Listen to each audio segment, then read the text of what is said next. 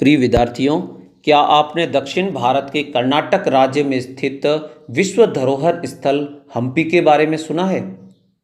हम्पी मध्यकालीन नगर विजयनगर का आधुनिक नाम है, जो विजयनगर साम्राज्य की राजधानी भी था। इस विजयनगर साम्राज्य के बारे में आज हम अध्ययन करते हैं। विजयनगर साम्राज्य की स्थापना सन 1336 में हरिहर और बुक्का नामक दो सगे भाइयों ने की थी। ये दोनों भी उन हजारों युद्धबंदियों में से ही थे जो मोहम्मद बिन तुगलक के द्वारा दक्षिण भारतीय राज्य काम्पिली पर आक्रमण के समय जबरन दिल्ली ले जाए गए और उन्हें धर्म परिवर्तित कर दिया गया था। परंतु कुछ समय पश्चात 1334 ईस्वी में काम्पिली में एक भयंकर विद्रोह होता है, तो दिल्ली का सुल्तान मोहम्मद बिन तुगलक इन दोनों भाइयों हरिहर और बुक्का के नेतृत्व में एक सेना भेजता है ताकि विद्रोह को दबाया जाए। परंतु ये दोनों भाई संत विद्यारण्य के संपर्क में आकर पुनः हिंदू बन जाते हैं और वहां पर दिल्ली सल्तनत से स्वतंत्र विजयनगर राज्य की स्थापना करते हैं, जो आगे चलकर विजयनगर साम्राज्य के रूप में बहुत प्रसिद्ध होता है और इसकी राजधानी वो विजयनगर होती है। इस विजयनगर साम्राज्य के चार राजवंश थे, जो क्रमानुसार इस प्रकार हुए। पहला राजवंश संगम वंश, दूसरा सालू राजवंश, तीसरा तुलु राजवंश, चौथा अराविडू राजवंश। इन चार राजवंशों ने लगभग 300 से भी ज्यादा वर्षों तक विजयनगर साम्राज्य का नेतृत्व किया। परंतु इन 300 वर्षों में जो विजयनगर साम्राज्य का सर्वाधिक महत्वपूर्ण और प्रसिद्ध राजा हुआ, वो थे कृष्णदेवराय, जो तीसरे राजवंश के प्रमुख व्यक्ति थे। कृष्णदेवराय के बारे में आपने पढ़ा भी होगा, सुना भी होगा, और उनके एक दरबारी विद्वान तेनालीराम के चुटकुले बहुत ही भारत में प्रसिद्ध है।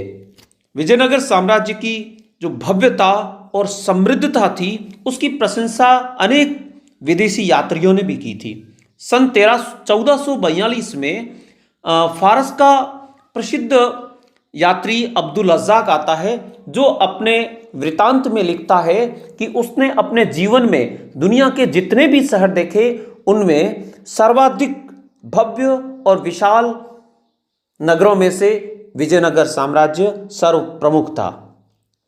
विजयनगर साम्राज्य की भव्यता और उसकी समृद्धि से भयभीत पड़ोसी भी उससे डरते थे।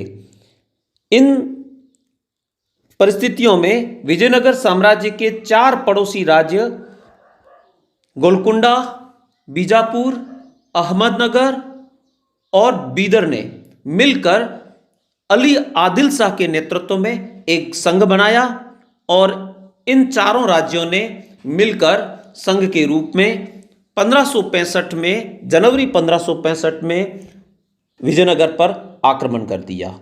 इन चारों राज्यों के एक संगठित संघ का जो विरोध किया वो राजा सदाशिव ने किया, परंतु वो सफल नहीं हो सका और उसे युद्ध में निकलना पड़ा और विजयनगर का प्रधानमंत्री रामराय वीर गति को प्राप्त हुआ। इस प्रकार विजयनगर साम्राज्य की हार हुई और लगभग 5 महीने तक इस विजयनगर साम्राज्य को, जो राजधानी थी विजयनगर, उसको लूटा गया, उसे पूरी तरीके से उजाड़ दिया गया और पूरी तरीके से वो बर्बाद हो गया।